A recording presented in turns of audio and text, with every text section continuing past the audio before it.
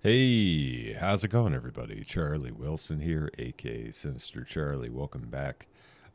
We've got some more Fade Electrician, Marine Ace of Aces, Joe Smokey Foss.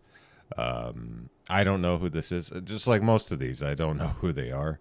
But that's why we're here, to watch and learn who these people are. Yes, Marines do have pilots. Pretty much every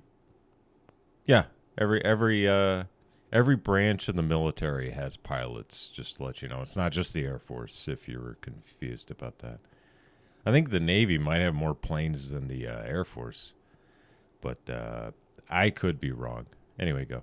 All right, if you've been watching my channel for a minute, you know what happens when our hero has bad eyesight. Let's see what happens when they have better than 20/20 vision. Ooh, quack. Today we're talking about Joe Foss, a.k.a. Smokey, America's first ace of aces from World War II. Ladies and gentlemen, we've already talked about John Basilone, the legendary Marine Corps machine gunner. I did that one. Heroic actions on Iwo Jima and Henderson Airfield, where he earned the Medal of Honor. But what we haven't talked about is that while John Basilone was on the ground at night, repelling wave after wave of Japanese soldiers, there was another group of heroes that defended the airfield from above during the day, the legendary Marine Corps Cactus Air Force. Like all the other Marines on Guadalcanal, they were outgunned, outnumbered, and somehow, in typical Marine Corps fashion, they managed to win anyways. And they did it by rallying around one of the greatest fighter pilots in American history, and somehow you've probably never even heard of him. No, You're gonna I haven't. learn today. No, I haven't. Delete me. Hey. What do you do with my MP5? This is my MP5. What am I supposed to use for home defense? Do you want the 12 gauge or the 300? I'll take the 12 gauge. I love you. I know. This video is brought to you by Delete Me, okay? Super simple business model. You give them money, they turn around and they make sure that online data brokers are not selling your personal I'm pretty sure we did information this. online. Okay, here's the deal. Pretty much we've anytime seen you this. use a free service on the internet, You know, usually I don't skip ads, but it's the same ad over and over, so it's fine. I think Fat Electrician would be fine with that. Use promo code Electrician, I guess. So if you want to give Delete Me a try, there's going to be a link and a discount code down below. Let's get back to the video. All right, our story begins on April 17th, 1915, when Mary and Frank Foss give birth to their first son, Joe Foss, in Sioux Falls, South Dakota. Growing up, Joe had a younger brother and sister, and they grew up on a 120-acre farm inside of an old farmhouse that had no electricity, no running water, and he was dirt poor pretty much the entire time. Yeah, that's the story of the military. 1900s, so everybody else was dirt poor too, so he never really noticed. Growing up, Joe and his siblings' lives were pretty much school, hunting, fishing, and working the entire time. And Joe's dad taught him absolutely everything. Hi, Joe Joe's said dad. He was the best shot he'd ever seen in his entire life, and that was after serving throughout World War II. And as he continued to get older, in the eyes of Joe, his dad got more and more awesome as he discovered the incredible, impeccable dad lore that his dad had before his mom made him settle down and become a farmer. Joe's dad, Frank Foss, was an absolute wild man before his mom made him settle down, and despite that, he still kind of was a crazy guy. You gotta remember, this is the early 1900s. People don't have TVs. If you've seen a boxing match, it was probably in person, and it was probably at like the state fair or a traveling carnival or something. Well, Frank Foss, Joe's dad, would always go and compete at every local event for boxing and wrestling. When I say wrestling, I don't mean like he put on a singlet and tried to pin another guy's shoulder blades to the ground like you think of wrestling at like high school or collegiate level. I would imagine it's like a shoot, maybe shoot wrestling, which back in the day was like a mix between actual fighting and wrestling. Gene LaBelle was a good, or catch wrestler. Sorry, did I say shoot? I meant catch. Catch wrestler. No, this was old school catch wrestling. There you go. Which is more Thank akin you. to Brazilian jiu-jitsu, where they're trying to tap each other out with Gene arm LaBelle was bars big on and that. chokeholds. And Joe's dad, Frank, never lost. And as he gets older, he starts to realize like, oh, all the other kids at school, their dads aren't gigantic badasses. What's going on here? So he starts asking Frank and Mary questions. Come to find out, Frank traveled the country with the Flying Circus performing back in the day. After that, he was a conductor for the railroad. He'd also been interested in aviation pretty much since it was invented, and had survived several plane crashes, and Joe said he was the best mechanic alive. The guy could fix and do anything, and he worked his ass off 24/7, and he was Joe's absolute hero. Because his dad was interested in aviation, when Joe was 12 years old, he took all of his kids out to a Charles Lindbergh air show, and that got Joe interested in it as well. Then when he was 16, Dad had saved up enough money for him and Joe to go up in a plane with legendary South Dakota pilot Clyde Ice, and that sealed the deal. Joe wanted to be a pilot. Several years after that, in 1933, Joe is 18 years old, and there is an enormous thunderstorm. The rain is coming down so heavy that you can't even see your hand in front of your face. Joe's dad, Frank, gets caught out in this storm, and he's driving along in his car, just trying to make it home, probably driving pretty safe, and for some reason his car just stalls out. What Frank doesn't know is the car stalled out because he drove through a puddle, and inside of that puddle is a downed power line. So when he opens the door, grabs his flashlight, and steps out to investigate and try to fix his car, because he's an incredible mechanic, he's electrocuted and killed almost immediately. Yeah.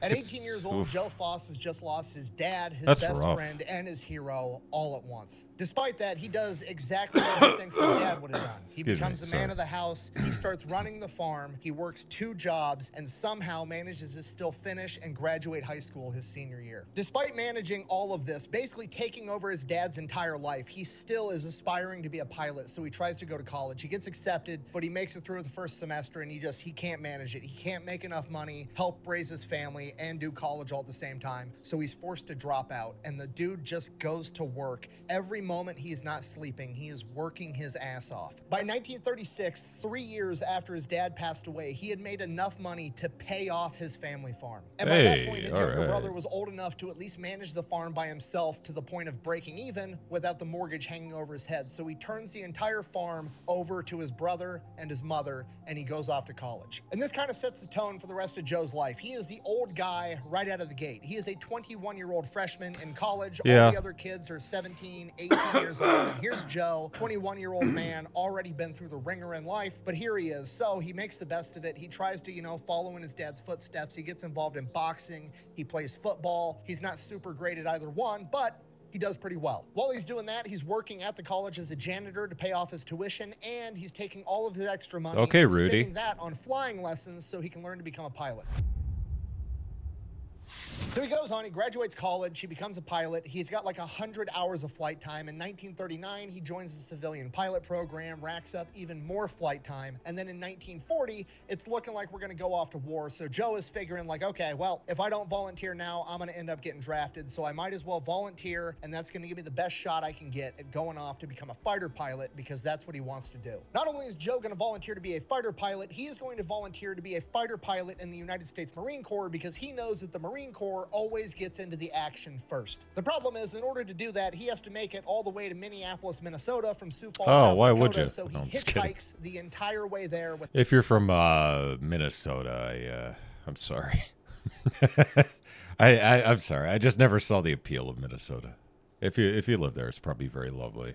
$5 in his pocket. So Joe ends up making it all the way to Minneapolis, Minnesota, and the week that he gets there was 28 men volunteering to be fighter pilots for the Marine Corps, and only 2 of them are going to get selected, and the 2 selected are Joe Foss and Ralph Gunderball, a man that would go on to become one of the legendary Flying Tigers under Claire Chennault. So Joe's thinking he's got the job, he's super pumped, the recruiter tells him to show back up in a couple weeks, so he's like, cool, hitchhikes all the way back home to Sioux Falls, South Dakota. A couple weeks later, he hitchhikes back when the recruiter told him to. Unfortunately, Joe does not have the job yet. He has to go through elimination training, which is they've basically taken the 16 best candidates and they're going to put them through the ringer and only select the top 8. But Joe, with 100 hours of flight time under his belt, nails it and he gets the job. I would assume. So now Joe's got the job, but he's got to go to Pensacola, Florida to go through flight training for the United States Marine Corps Aviation Program, and they're not going to send him there, so he hitchhikes from Minneapolis all the way to Pensacola, Florida. Once he gets to flight school, he plays dumb. Like, he's already got a target on his back because he's the old guy. They're looking to eliminate him right out of the gate. What he doesn't want to do is tell the instructors, like, hey, I've got over 100 hours of flight time. I know what I'm doing, because then it's going to turn into the whole, like, oh, no, you think you know what you're doing. You don't actually know what you're doing. You need to learn everything from me the way I do it the right way. So he just plays dumb the entire time. You know, like the officers are training him. They're like, this is a rudder.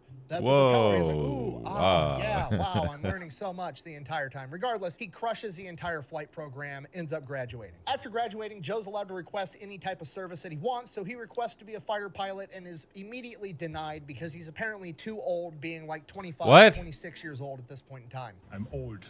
26. So while he's apparently too old to become a fighter pilot, he's also one of the best pilots that they have, so they just immediately make him an instructor at Pensacola right after he graduates the program. Sure. Every time. They always, if you're too good, they just stick you in the back, man. That's how America does it.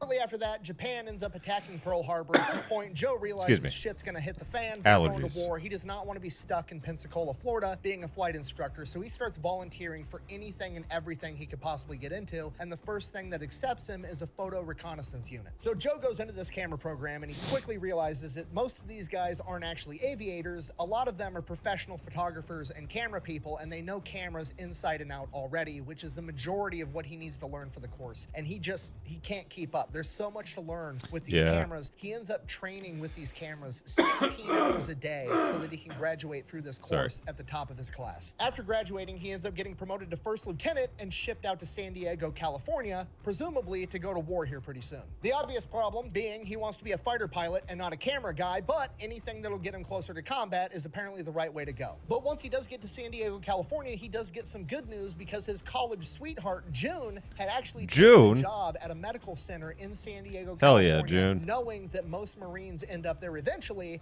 and she tracks down Joe, and they end up getting married. That's awesome. And while that's going on, Joe is going to work every day with this photo reconnaissance unit, getting ready for war, and he has to fly over and watch all the carrier-based fighter pilots training and learning how to take off and land on an aircraft carrier, and he's jealous. That's what he wants to do. So on his own time, he goes to the naval command of the actual program and is like, hey, I want to learn how to do this too. Put me through your program. The Naval Command is like, absolutely not. We don't have enough time to train our own Navy guys. We're not going to be training a Marine on the side. But Joe's not taking no for an answer, so he goes back every single day bugging this Naval Command, and finally the commander's like, you know what? Fuck it. I can't get anybody willing to do funeral service duty, so if you want to go ahead, work your job, do funeral service duty, and have time to go through my course, I'll let you go through. I'll sneak you in. Now, to most people, that seems like a lot, but to Joe, this is just Tuesday. The guy's been working 3 jobs every day of his life since he was 10 years old. This is nothing. Not only does he go through and graduate the Naval Fighter Pilot program, he sets the gunnery record for the entire course. So at 27 years old, Joe Foss has basically just brute forced his way into being a fighter pilot, even though he's too old to do it. He is immediately promoted to captain and assigned as the head of a squadron. That's still pretty crazy, 27. I think I was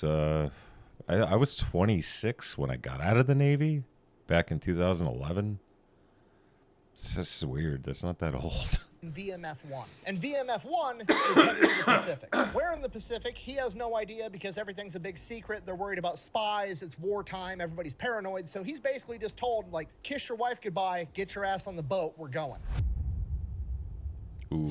So they're making their way into the Pacific Theater on this boat, and after a while, they're almost there. He finally gets briefed on where they're going and what they're doing. Joe and his men are going into Guadalcanal. Guadalcanal was recently just captured by the United States Marine Corps from the Imperial Japanese, and the Imperial Japanese want it back because on Guadalcanal is Henderson Airfield, and this airfield is the most important airfield on the planet because the Japanese need it so that they can forward their objective and attack Australia, and America needs it to defend Australia and attack the Japanese. This is the most important island on the planet at this point in time, and Joe Foss and his men have to go in and defend it. A couple days later, October 9th, 1942, they wake Joe and his men up at midnight. It's pitch black outside on the ocean, and they're like, what the fuck is going on? And command tells Joe, we're going to have to catapult you off right here, right now. You're going to have to fly into Henderson Airfield and land. The Japanese Navy has the entire island surrounded, and we can't punch through with our Navy. This ship is going to get sunk if we try to get any closer, and if we launch you off during the day, they're going to be shooting at you the entire time.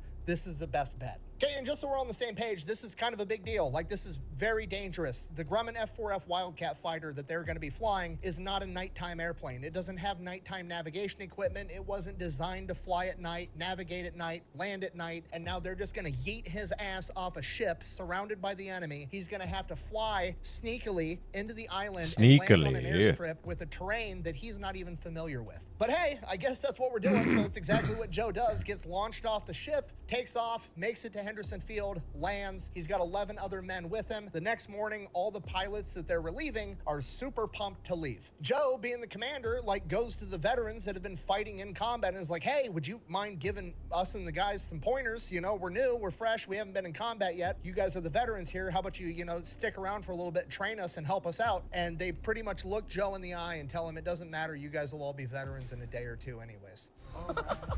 Okay. And they're absolutely right, because Guadalcanal in October of 1942 is absolute hell on earth. Every single night, the Japanese are coming out of the jungle, launching just wave after wave of attacks. They're hitting the bases with naval gunfire, and then during the day, they're sending massive fleets of fighters and bombers to strafe and bomb the airfield 24/7, all day, every day. It is a fight. And the first couple days for Joe and presumably his men is absolutely horrible. They can't sleep at night. There's explosions going off 24/7. They're getting rattled left and right, just sitting there in their tents, hoping that they don't catch a stray round or a stray bomb from the enemy. They can't do anything. They can't sleep. Joe's starting to wonder to himself, you know, like, what the fuck did I get myself into? Me too. Very clearly made a horrible miscalculation.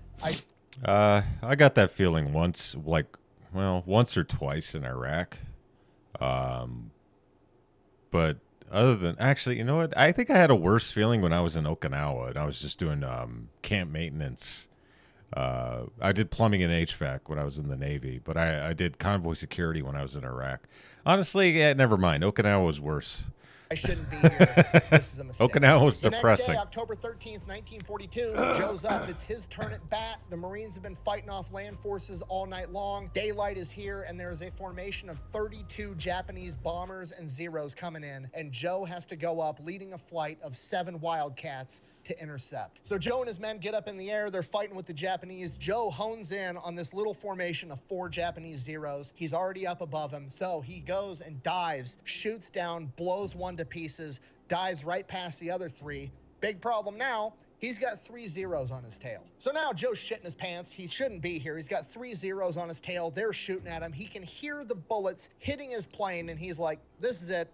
I'm gonna fucking die. But hey, you gotta fight till the end, right? So Joe just keeps trying to lose these planes. He's got Marines shooting anti-aircraft fire, whizzing past his plane, trying to hit the Zeros. He's trying not to get hit by that. He's got the Zeros behind him, shooting at him. It's just complete chaos, and Joe is right in the middle of it. Eventually, Joe's engine ends up getting hit, and his engine's down. He's losing control of the plane. He's getting hit left and right, so he just lines it up with the airfield, and he's gonna have to land this thing at full speed. He's not gonna slow down to give the Zeros time to hit him and make an easy target. So Joe lines up. There's still flak fire whizzing past him, shooting at the Zeros, and he lands on the airfield at full speed, doesn't stop, drives straight through the airfield and crashes it into a grove of palm trees. So Joe, obviously kind of rattled, just crashed a plane at full speed into some palm trees, kind of like comes to his senses and is like, okay, all right, I think I'm good. I took the camera course. Camera guy never gets hurt, right? Okay, I'm fine.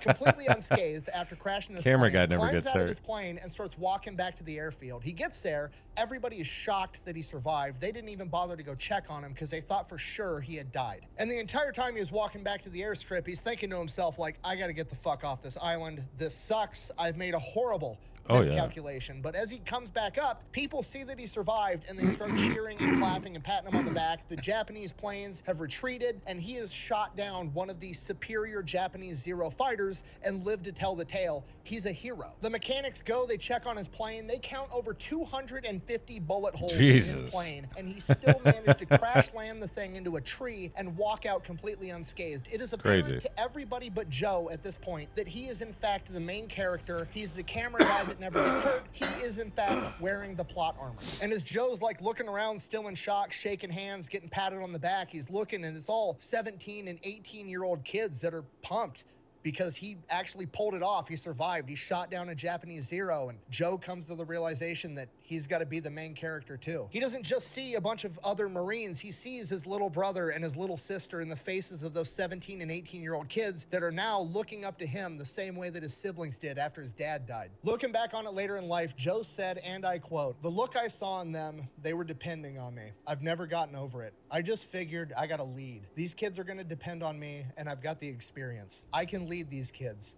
and we're going to go. If they want to go that bad, let's go." Let's fucking go.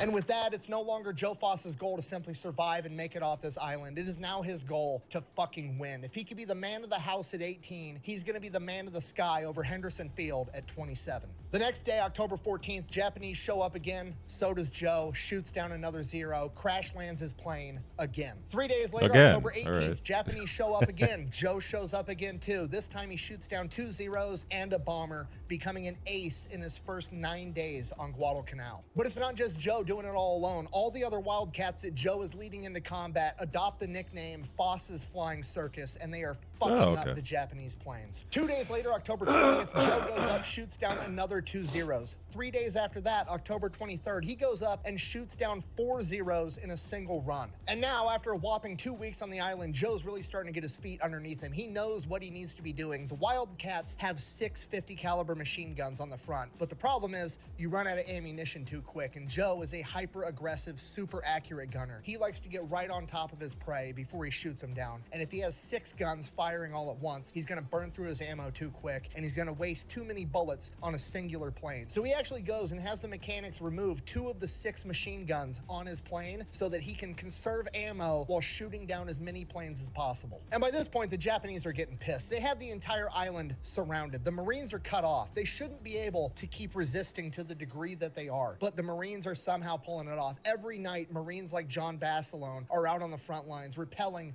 waves of Japanese soldiers that are coming in from the jungle. And every day, Joe Foss and the Flying Circus and the rest of the Cactus Air Force are up overhead, out fighting and outmaneuvering the Japanese planes. The Marines are running so low on supplies that they're actually sending crews out to find all the downed airplanes on the island. Damn. To strip out all the ammunition, all the usable parts. You gotta do and what you gotta siphon do, all I the guess. gas, trying to keep as many Wildcats in the air as possible. Whenever a Japanese sniper manages to slip past the Marine Corps' front line and open fire on the pilots and the mechanics that are working on the planes at night, the pilots grab their guns and go out in the jungle and hunt down the sniper, including Joe. Joe said he never actually got one of the snipers, but on one occasion, he did see a mechanic have a near miss, and the mechanic got pissed off, stormed into the jungle with nothing but his K-bar, and came back about 45 minutes later covered in blood with a fancy new Japanese rifle. Eyes are easy to hide. They're on jam and they never run out of bullets. The Japanese military is throwing absolutely everything they have at the Marines on Guadalcanal, and they just can't fucking break them. And because of it, the Japanese are getting absolutely pissed. On October 25th, the Japanese decide that is the day. This is the day that they are finally going to take Guadalcanal back and defeat the United States Marine Corps. On October 24th at 9:30 p.m., the entire Japanese fleet opens up on Henderson Airfield with naval gunfire, just full broadside attacks, and it goes all night long. The Japanese are dropping star clusters over the airfield, lighting the entire thing up. Joe said it looked like broad daylight on Henderson Airfield all night long so that the Japanese planes flying overhead could accurately drop bombs. The only thing the Marines could do was just hunker down and take this absolute beating. They're blowing up the airfield. There's craters and potholes all over it. They're hitting planes that are on the ground. They're hitting infrastructure. Men are getting killed left and right, and all they can do is sit there and tough it out. And this goes on nonstop until 4:30 a.m. the next morning. At this point, from the aerial view, there's no movement going on Henderson Field. All the Marines are hunkered down. So they fly over, don't see any movement. They think they've killed absolutely everybody. So they send up a bunch of Japanese planes, and these guys are thinking they're just gonna land on the airfield and take it over because they've already killed everybody. Unfortunately for them, the Cactus Air Force still has 8 Wildcats capable of flying, and Joe Foss to lead them.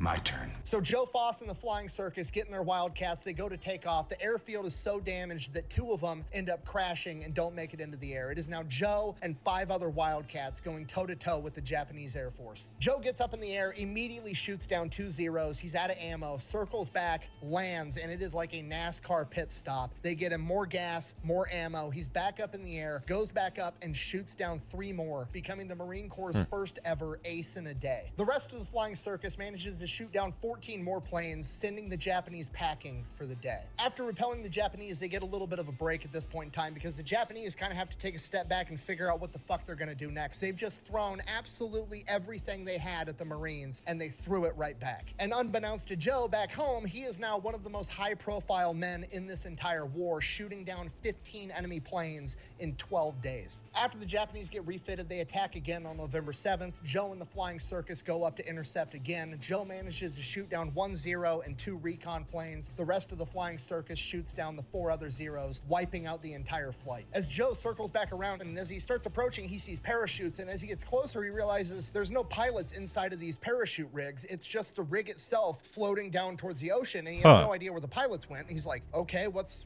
going on? And then he gets a little bit closer to another parachute, and the pilot's still inside of it, at which point he witnesses the pilot unhook himself from the rig and plummet to his death. Shit. And Joe, some farm kid from South Dakota, has no understanding of the Japanese Bushido. Yeah, it's they'd rather die than get captured. That's crazy, man. That's commitment. Bushido code of honor that these guys are operating under, the whole like, you know, it's better to die in combat than be captured or to lose, so he just doesn't even know what to make of it. That's fucking weird, huh? So after witnessing that, he's like not knowing what to think, and then he like finally like snaps weird. Back to reality. Of like, Thanks, okay, Dana. Fuck, back to the airfield. Okay, so he turns around. All the other planes in the Flying Circus are gone. It's just him out there by himself, and he's like, oh shit, I'm way far away from Guadalcanal. I'm way out here chasing down that last recon plane. So he starts making his way back to the island. He's running low on gas. It's not looking good. Then he ends up running into this enormous rain squall, and the rain is so thick that it ends up stalling out his engine. So now Joe's kind of shitting his pants. He's still way far away from Henderson Field. He's flying over the ocean. There's like several other smaller islands from the Solomons on either side, and he said in an interview later in life that he was like trying to rock the plane forward, you know, like a little kid does with a push toy or something, just like, come on, fuck, and he just comes to the realization he's not gonna fucking make it. He ends up crashing the plane into the ocean, gets tangled up in his cockpit, grabs his Mae West life vest, deploys it. Sorry. He's fucking tangled up in the cockpit. So now the life vest is trying to pull his neck up when his foot's tangled up in the cockpit. He almost drowns. He's like 30 feet underwater at this point. He finally breaks free, floats to the top, coughing up a bunch of seawater. And the worst part of all, Joe, farm kid that grew up in South Dakota, doesn't know how to fish. Oh, no. He's definitely dead. What? And the next best part, it's shark-infested water. You know, I always say this. When I joined the Navy, there were a lot of people that didn't know how to swim. Like, they teach you how to swim if you don't know how to swim. Like, it's a requirement. But it's just so amazing that you would join the Navy or the Marines not knowing how to swim. It's like, well, you could probably learn before you go. It's probably be best for everybody. It's weird. Oh, definitely. So at this point, Joe Foss is just absolutely shitting his pants, floating in the ocean, can't swim. Hey, allergies. Sharks fucking everywhere, or at least that's what he thinks. So he's trying to figure out, like, oh shit, I might be bleeding. I don't know. Sharks are attracted to blood. How can I make the sharks not eat me right now? So he has his like little survival kit attached to his Mae West life vest, and inside of it is a water purification kit. So he starts taking the water purification kit and putting it into the ocean water, hoping that that's gonna like trick the sharks or obscure the smell of blood if he has any, or deter the sharks somehow. But apparently it works because he doesn't end up getting attacked by a shark. I am a nice shark, not a mindless eating machine. He does, however, sit there floating in the ocean with his life vest for hours, praying his ass off. And apparently it works because the plot armor kicks in, and of all the things to happen, a Belgian missionary on a nearby Solomon island of Maleta ended up seeing his plane go down and convinced the local indigenous people to go out in canoes and try to find him. So like 3 hours go by, Joe is just floating in the ocean. It's now dark, it's nighttime, and off in the distance, Joe can hear people speaking, but it's not in English, so naturally he just assumes that it's the Japanese looking for him, so he doesn't try to draw any attention to himself. He just kind of like tries to like stay quiet and small in his life vest, and then after a while he finally hears somebody say out in English, it was the Belgian missionary, point the flashlight over here, and he's like, oh shit. He calls for help. They end up fishing him out of the ocean and dragging him back to this small island. Word up. So from here, Joe spends like 5 days on this island with this indigenous tribe and this missionary and a couple of nuns, and he said it was the best time he had the entire time. Oh yeah, I would imagine. He said it was the best food he had. It was all fresh meat. There was all these exotic fruits, which, I mean, again, farm kid from South Dakota in 1920, he doesn't know what the fuck a papaya is. So this is the first time he's ever eaten all these delicious fruits. He's having a great time. They're hooking him up. He got to live inside of the chief of the tribe's hut the entire time. They're treating him like royalty. I am Chief Tanabak. What good movie, by the way. May we call you? I am Miguel. And I am Tulio.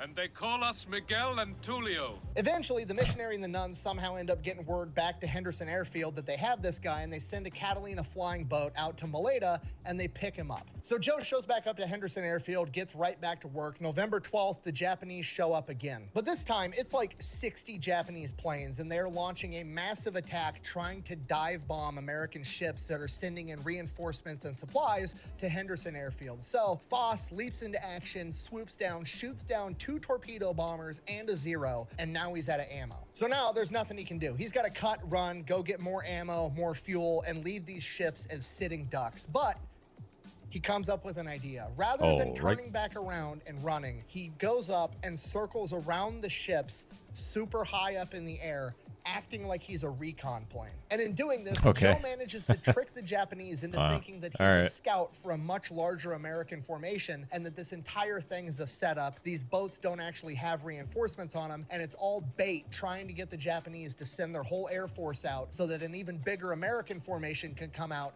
and wipe them all out. The Japanese take the bait, they drop their bombs over the ocean, they turn around and flee, and Joe has just saved the day with literally no ammunition and just his wits. 3 days after that, he goes up again, shoots down another recon plane, and then That's pretty smart. Joe Foss is finally taken out, but it was not by the Japanese, it was by fucking mosquitoes. Now, malaria is, of course, transmitted by mosquitoes. I brought some here so you could experience this. We'll let those roam around the That's funny, Bill. Ha ha ha ha. Oh. Joe ends up getting malaria. He's hospitalized for like a month. At this we had a couple of guys get malaria when we were in Africa. It's not fun, man. Don't get malaria. Just letting you know. Joe could just go home and sell war bonds. Like, he's a war hero. He's one of the best aces America has at this point in time, but that's not how Joe gets down. He's got to go back and be the fucking dad for Guadalcanal, and that's exactly what he does. On January 15th, he goes back into combat after kind of recovering from malaria. And when I say go back into combat, I don't mean he, like, got back to the island on January 15th. I mean, he showed up to the island on January 15th and then shot down 3 more Zeros. After he lands and it's confirmed that he did, in fact, just shoot down 3 more enemy planes, he is informed that he is immediately grounded, and within a matter of like a week or 2, he is shipped off of Guadalcanal, and he has no idea why. It's not until actually making it back to the United States that he realizes that he was shipped back home because he had shot down a total of 26 enemy planes, tying the all-time American record set by Eddie Walker in World War I, and he is actually America's first ace of aces in World War II. And he had no idea. He had no clue that back home for weeks and months he had been on the cover of newspapers and magazines being hailed as one of America's greatest fighter pilots. He didn't know, and honestly, he got he had the Medal of Honor, huh? I just saw that in the picture there. There you go. All right. Well, it kind of gives away that he got the Medal of Honor, but hailed as one of America's greatest fighter pilots. He didn't know, and honestly, he didn't care. He didn't care who shot down the planes or who got credit for shooting down the planes. He was just trying to keep everybody alive and get everybody through this living hell on Guadalcanal. In the 3 months that Joe Foss and the Flying Circus were on Guadalcanal, his flight of 7 Wildcats is credited with downing 72 enemy aircraft, 26 of which came directly from Joe himself. And in doing so, he has apparently become too valuable to the overall war effort, so they've drug him back to the United States to parade him around to try to sell more war bonds to raise money for the war. And just like every other hero I covered that they do this to, he hated every minute of it and would have much rather been back in combat with his men. So in May of 1943, he is awarded the Medal of Honor and then sent on his war bonds tour. But there was a little bit of a silver lining, because while he's getting paraded around the United States and going on radio shows, he did get to hang out with his wife June the entire time, and she is now pregnant, and they are going to have their first kid. Unfortunately, after a year of getting paraded around the country, he is deemed expendable yet again, and he is being sent back into combat before his first child is born. February 1944, Joe is put in command of VMF 115, and they are headed off back to the Pacific, and this time, instead of flying Wildcats, he is going to be flying Corsairs. Now, when Joe went into the Pacific the first time on Guadalcanal, this was like the turning point of the Pacific theater for World War II. Up until then, the United States military had been getting their asses kicked, and they managed to hold on to Guadalcanal, and that was kind of the turning point. And the entire time that he's been out of combat, it has just been an onslaught of America kicking ass. And by this point in the war, the Japanese are on their heels. They don't don't have many planes and many good pilots left. So a lot of what they're going to be doing is search and destroy missions of hitting ground targets. And because of that, Joe is never presented with another opportunity to shoot down another plane to break Eddie Rickenbacker's all-time record. Oh, that sucks. He is merely going to be the man that ties it. That record is not going to be broken until later in 1944 by the legendary Dick Bong, American. Okay, there you go. But We again, did the Joe never really cared. we did the video on that one too, or he did it. I just watched it. Because he never cared about the record in the first place. He was just trying to get his guys. That being said, I've already done an entire video covering Dick Bong, and the dichotomy between these two pilots is absolutely hilarious. You've got Dick Bong, basically the prodigy of a pilot. He just goes up there, out-finesses, out-maneuvers, and outclasses enemy pilots left and right every single time. And then you've got Joe Foss, the Marine aviator, and he is truly the embodiment of the Marine Corps. He's not going up there and out-finessing and out-maneuvering and outclassing them on every level. He's going out there with brute force and ignorance, mag dumping as many enemy planes as he can find, crash landing his fucking plane, hopping in another plane, and going back up there again. The dude's not naturally gifted. He's not a prodigy like Dick Bong. He doesn't have a new state-of-the-art plane like Dick Bong did in the P-38. No, he's just hardworking, refuses to take no for an answer. You can't kill the motherfucker. He's going up in the air in what is now like an outdated, outclassed Wildcat going up against Zeros, and he's just doing what he can with what he has, and somehow he manages to win every single time. Sorry, I'm getting sidetracked. Anyways, It's okay. after Don't being worry in the about Pacific it. for a while, conducting these search and destroy missions, he ends up getting malaria again, and because he got it again, it was significantly worse. He ends up getting hospitalized and losing a significant amount of body weight. He goes from being like 180 pounds to 115 pounds. It almost kills him. He's taken back to the United States. He has to see a bunch of different specialists, take a bunch of different medications, and by the time he recovers, the war is essentially over, and he goes into retirement. I don't believe you.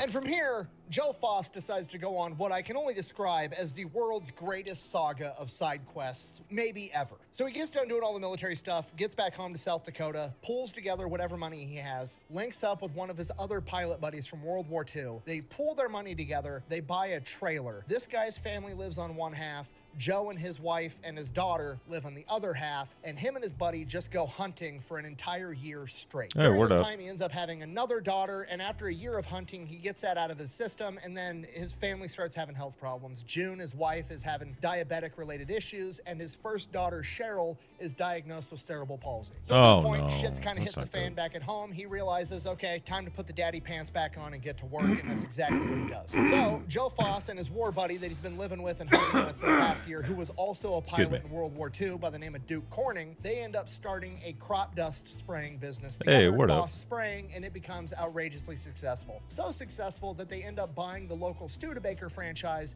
and open up Foss Motors as well. So now he's making money, he's paying the medical bills, he's a successful businessman. Korean War breaks out, he gets called back into duty. They're not going to ship him overseas, but they want him to come in and train all the new fighter pilots. So he goes off, he does that for a little bit, comes back home. From there, he serves in the Air National Guard and achieves the rank of Brigadier General. Hey, so as a general, he's word running up. two separate successful Good businesses. job. He's one of the greatest fighter pilot aces of all time. He has a Medal of Honor. He's a war hero, so people want him to run for politics. 1952, I don't know he about runs for that. South Dakota House of Representatives. He wins. By 1955, he becomes the youngest governor of South Dakota at the age of 39. Well, there you go. Right around the same time he gets elected governor, his crop dusting business burns to the ground with no insurance. So him Oh, and his partner no. have to rebuild that Oh. while he's being the governor. So while being governor, he rebuilds his business and is still regarded as being pretty good at being governor the entire time. So good that he gets reelected, serving 2 terms as governor, which is the maximum that you're allowed to do. During that time, he had his 4th kid and his first son named Frankie, and as his 2nd term was coming to an end, Frankie was diagnosed with polio. Luckily, Frankie pulls through, makes a full recovery from polio, but between the polio scare and his first child having cerebral palsy, he recognizes a problem of like kids getting sick is fucking horrible,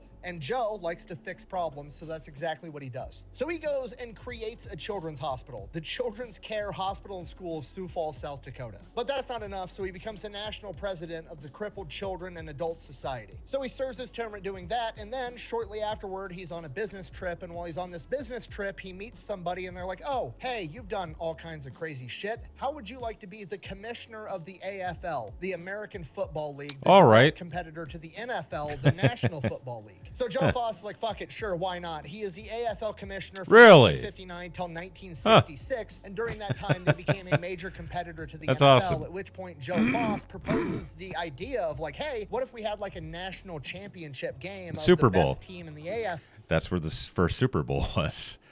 Packers and the it's not Vikings, was it?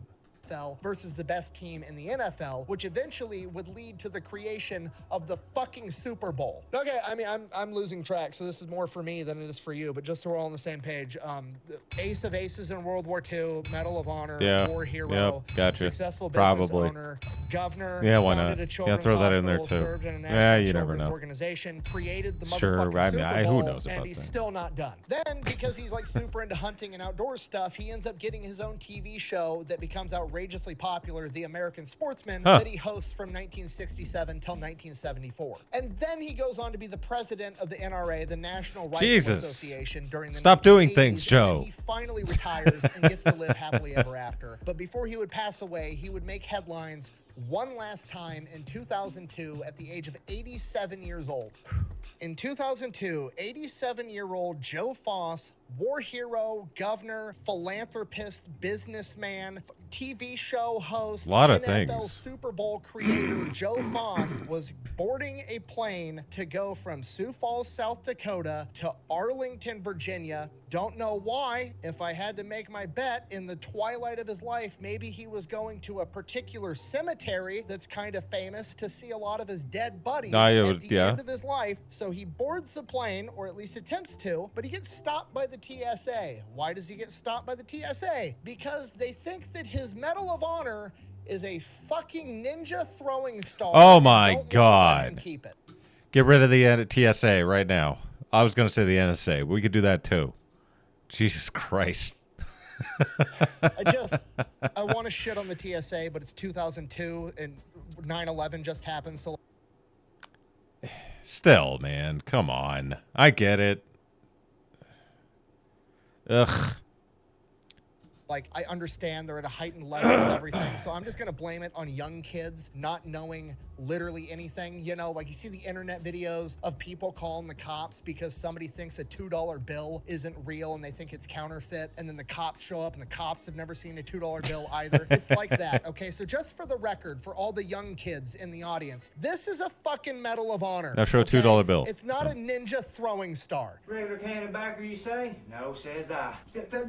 Ninja star. Good old Joe Foss, though, after being detained for an hour and being forced to strip down to his underwear on 3 separate occasions while his Medal of Honor is being passed around like a hot potato from supervisor to supervisor that thinks that an 87-year-old war hero is trying to smuggle a ninja star onto the plane, isn't upset at all, takes everything in stride, and just moves on with his life, and ultimately passes away the next year in 2003 as one of the greatest men of all time. And that, ladies and gentlemen, is a story of Smokey Joe Foss, one of the greatest fighter pilots in American history that you have now heard of. I have. Best way to support the Thank channel is you. go buy some merch I have a at shirt. FatElectrician.com. Quack bang out. Found about Joe Foss. He's kind of cool. He threw a ninja star. Every time I do one of these videos, I feel like such a giant bitch. Hardest thing I've ever had to deal with in life, I ruptured a pec bench pressing too much. Meanwhile, you got guys like Joe Foss just being served shit sandwich after shit sandwich after shit sandwich at every conceivable turn in life and just continues to be a complete badass the entire time. Ninja star. Threw a ninja star at an airport. Probably not, but I like to They were think hitting it. me on the back, congratulating me, and I looked at these kids, 17, 18, and the look I saw on them and that they were depending me, I've never gotten over. I like the bolo tie. I just figured I got to lead. These kids are going to depend on me, and I've got the experience, and I can, excuse me, I can lead these kids, and we're going to go. Word up, dude. Yeah, that's cool, man. Guy led a hell of a life, man. Super Bowl. I think it was Packers and Vikings. It could have been Packers and somebody else, possibly Bears. I'm not sure. I'm just trying to think of that first Super Bowl. Yeah, it was a fun story. Good stuff, man. Anyway, thanks for watching. Please like and subscribe down below. Makes me feel good inside. Helps out the channel. Get put in the algorithm. and then people watch it, and then we have good times. All right. Yeah, and if you have any suggestions for any other videos, put them down below. I will check them out. So thank you very much, and bye.